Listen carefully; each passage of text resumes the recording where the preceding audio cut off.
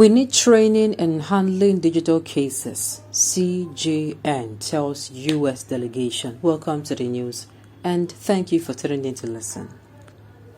The CJN said the Nigerian judiciary needed training cross-jurisdictional infringement of intellectual property rights and cases related to cybersecurity and espionage.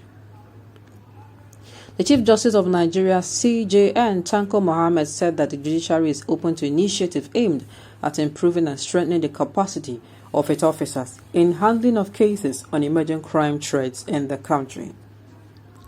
Sincerely, he's not wrong for saying this out, though. They are so outdated and backward. He's not wrong for saying this one out. Something should be done. They should undergo trainings. Yes, it is no longer business as usual. The modern Nigeria is using, whatever they are using, the system they are using was since the 17th century, if I even say vividly. If it is not even as far back as 15th century. Yes, there are many things that should be done in different ways. Make life better and easier. They have brought out the technology. Just make use of it. It is going to take one-time stress, yes. But if you learn it, then go the training and everything is transferred back to the digital whatever you use, the system or whatever, then it is only one-time stress, and then you live a stress-free life.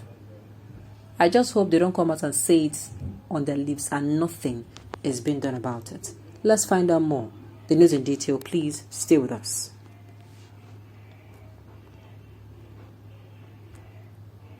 Some of these emerging crimes, the CJN said, include cybercrime, cross-jurisdictional infringement of intellectual property rights, and cases related to cybersecurity and espionage. Akura Issa, spokesperson for Mr. Mohammed, quoted him as saying this when he hosted a U.S. delegation led by Mary Leonard, ambassador to Nigeria. I want to assure you that our doors are always wide open to welcome proposals that will be beneficial to the development of the rule of law and the overall growth of the judiciary in Nigeria, he said.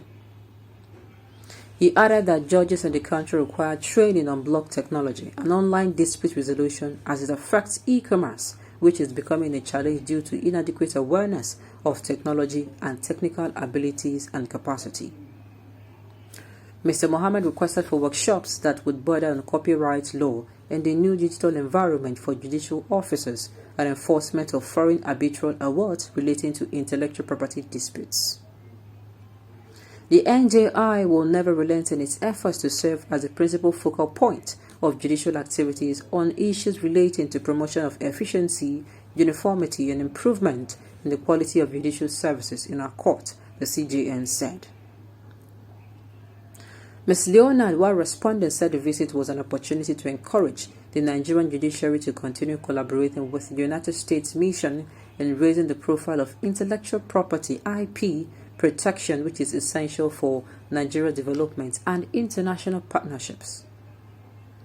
The U.S., she said, is looking to increase its capacity building engagement on cybersecurity issues, adding that her country is interested in continued collaboration with the judiciary and courts through its International Narcotics and Law Enforcement Affairs Office, INL, and Office of Overseas Prosecutorial Development, Assistance and Training, OPDAT.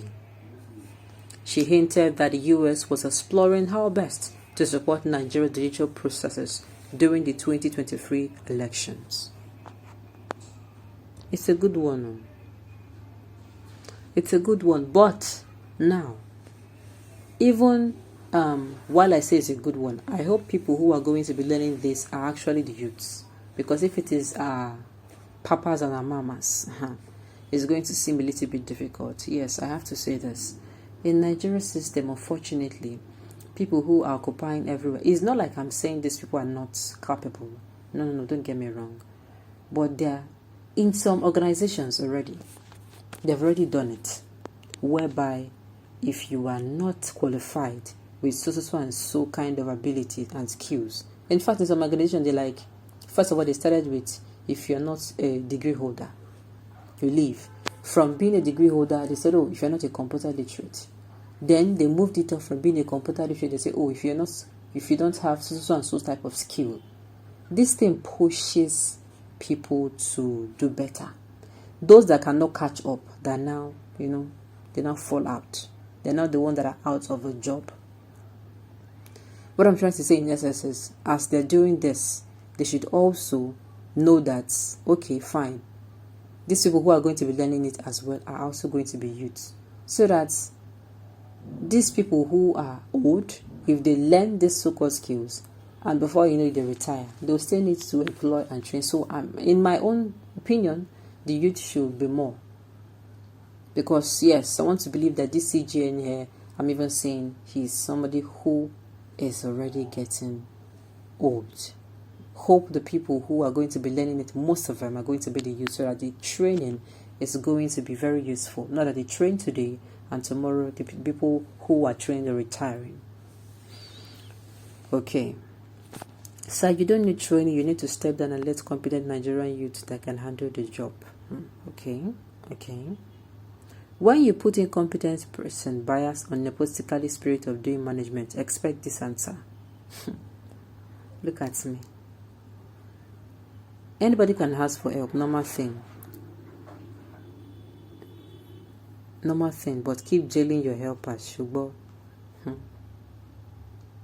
And that is coming from a supposed shoemaker-turned quota system. CGN is not rocket science, that you can't give what you don't have. A lot of Nigerian youth can handle digital whatsoever. Just tell their dated CGN to step down for competent hands to do the job. You see what I was talking about? And I was even saying they should train, if they want to even train, they should even train youth, so that at the end of the day, it doesn't go to waste. Because at the end of the day, they train youth today. They train these our papas who are there and mamas, and it is time for them to retire. They retire with the skill. So leaving the system in the same way. So the thing is, we know what is right for us in this country. Our constitution doesn't even support them to treat us right. That is why I'm among those clamoring for dialogue first. In that dialogue, we'll now see as a nation that, see you, your constitution is not working for us. We need the one that will create by ourselves. This one will favor each and every geopolitical zone in the country. Yes, it will favor them. So that at the end of the day, even 10 years to come, 20 years to come, 30 years to come, they will look at this thing, the constitution, and say, yes, no, they had us in mind when we were doing this. We put everybody into consideration when creating or drafting that particular constitution, so that it can be beneficial to all, and it will even help foster progress within our country here. Okay, on this note, we've come to the end of the news. We say thank you for tuning in to listen. Until I come your way next time, enjoy the rest of your day.